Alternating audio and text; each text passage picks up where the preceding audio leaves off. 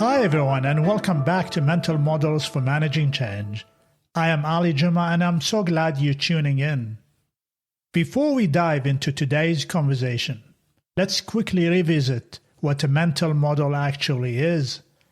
A mental model is a way of seeing, a thinking tool that helps us interpret complexity, make decisions, and navigate change more intentionally. Think of it like a compass for the mind. When things around us get messy or uncertain, these models help us cut through the noise and find direction. In our last episode, we explored the circle of control, influence, and concern, a model that helps us focus energy where it counts. We talked about letting go of what we cannot change and zeroing in on what we can act on and influence. Today, we take that even further, because when you are trying to create a meaningful change, especially in complex systems, not every action has the same impact. Some efforts move the needle, others just wears us out.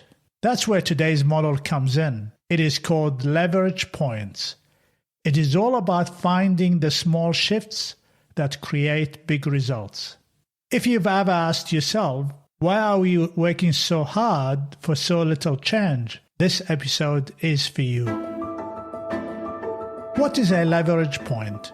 A leverage point is a place in a system where a small intervention can lead to large systemic change.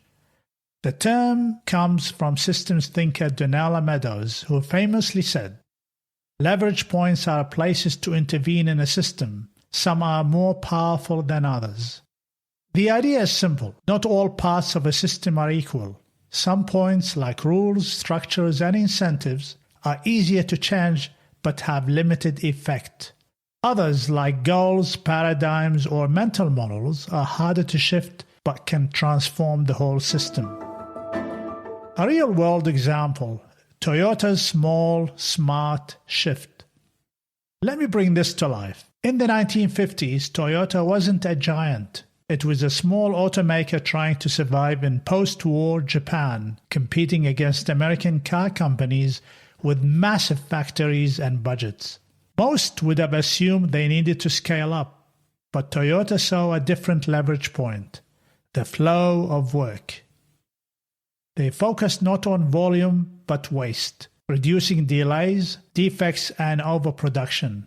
From this focus came ideas like just-in-time manufacturing, visual workflow systems, and continuous improvement, the heart of the Toyota production system. It was not about forcing more effort, it was about changing the rules of the game, and transformed the company. Where should change managers look? Now let's zoom into your work. Whether you are leading a large-scale transformation or navigating change at a team level, here are 5 places change managers and leaders should be scanning for leverage points. 1. Feedback loops. Are there reinforcing loops making the problem worse, or positive ones you could amplify? 2. Decision-making bottlenecks. Where are people waiting on clarity or authority? Loosening one decision point might unlock momentum across the board. 3. Incentives and unspoken rules. Do people say yes to change but get rewarded for staying the same? Culture often lives in the invisible reward structures. 4. Narratives and beliefs. What story do people tell themselves about the change? What mindsets are holding the system in place? 5. Purpose alignment.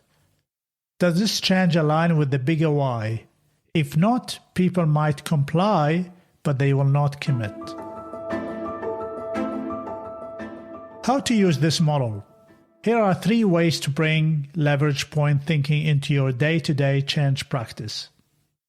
1. Ask smart questions. Instead of asking, "What should we do next?" ask, "What one shift could change everything downstream?" 2. Start at the structure, but aim at the story. Policies and processes are visible, but real transformation comes when you challenge the mindset that built them. 3. Do less, better. Resist that urge to fix everything. The best leverage points simplify the system, not make it more complex. So here's your reflection for the week.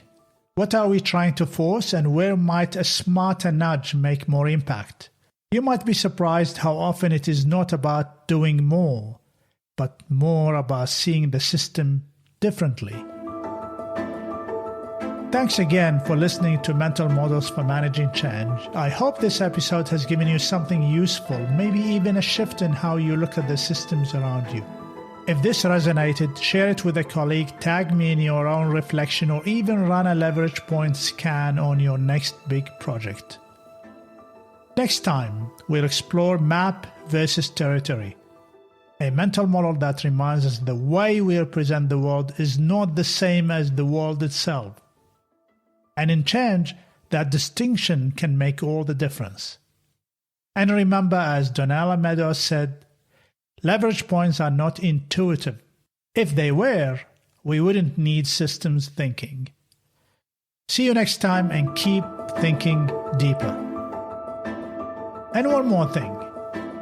If you're enjoying this mini-series and want to go deeper into a human side of change, conversations about leadership, culture, and the psychology of transformation, you might enjoy some of the longer episodes on my other podcast stream, The Inner Game of Change. It is where I sit down with thinkers, leaders, and practitioners to explore what really takes to lead change from the inside out. You will find those episodes right here in the same feed. Thanks again, and talk soon.